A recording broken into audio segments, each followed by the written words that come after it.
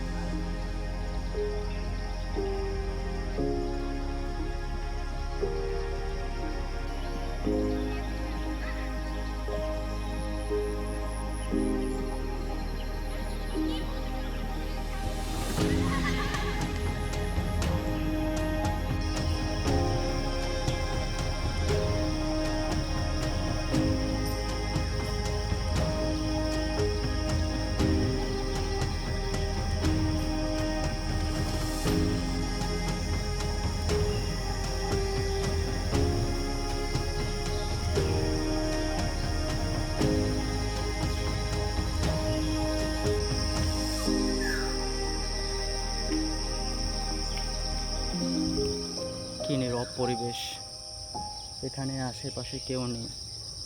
যখন আপনার মনে হবে যে জীবনে আপনি অতিষ্ঠ হয়ে পড়ছেন, আপনার সুখ দুঃখ শেয়ার করার মতো কেউ নেই, সবাই আপনার দুঃখ কষ্ট এসবের গল্প শুনে হাসে, তো তখন এই প্রকৃতির মাঝে চলে আসেন, মনের দুঃখগুলো প্রকৃতির কাছে বলেন, প্রকৃতি কখনো আপনাকে নিয়ে হাসবে না।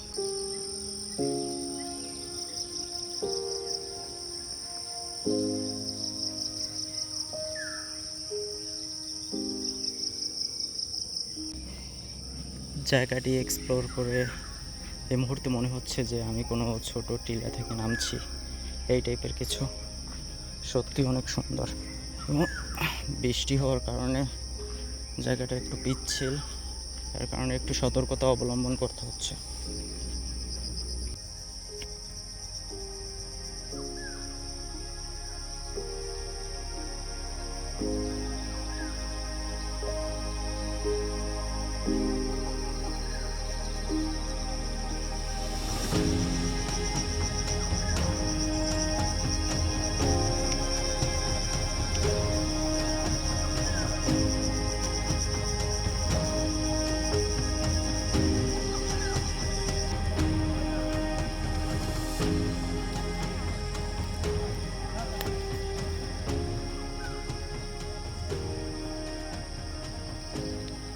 ওনারা অনেক ভয় পেয়েছে। এই জায়গায় কি যেন খাবার খাইতেছিল এই জায়গায়, আমি ওই দূর থেকে দেখছি।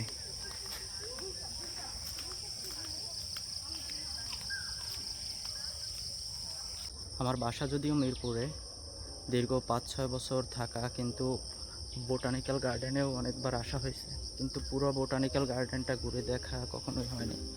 এখন যে পথে হাঁটছি, আসলে এই সময়টায় একা পথে এভাবে হাঁটা কতটা নিরাপদ আমি বলতে পারছি না, কিন্তু আজকে সকাল সকাল বাসা থেকে বের হয়েছে এই সিদ্ধান্ত নিয়ে যে আজকে সম্পূর্ণ বোটানিক্যাল গার্ডেনটা একটু ঘুরে দেখবো কী অবস্থা, ভিতরের সৌন্দর্য কেমন।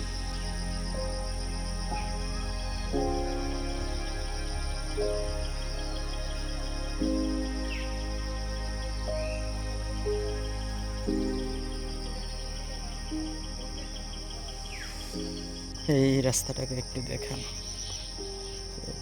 কত সুন্দর তাই না? আসলে মোটামুটি লোকজন থাকে এসব জায়গায়, কিন্তু যেহেতু এখন টাইমটা একটু সকালবেলা, সবাই সাধারণত বিকেলবেলায় ঘুরতে আসে, কিন্তু আমি আজকে বাসা থেকে বের হইলাম সকালবেলার যে নিস্তব্ধ পরিবেশ সেটা একটু উপভোগ করার জন্য। বিকেলবেলা তো অনেকবারই আসলাম, এবং বিকেলে ঘুরে ফুল এলাকাটা কাভারেজ করা যায় না, কারণ বিশাল এলাকা তো।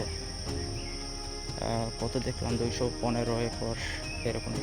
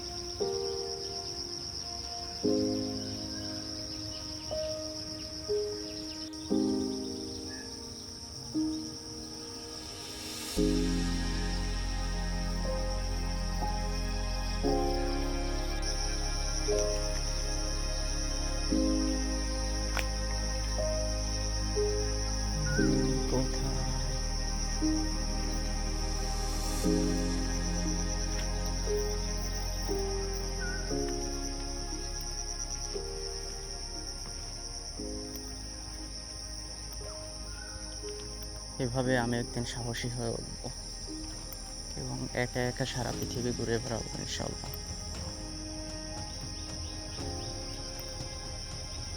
আগে কিন্তু এই জঙ্গলে একা আসার কল্পনাও করতে পারতাম না, অথচ এখন ঘুরে বেড়াচ্ছি।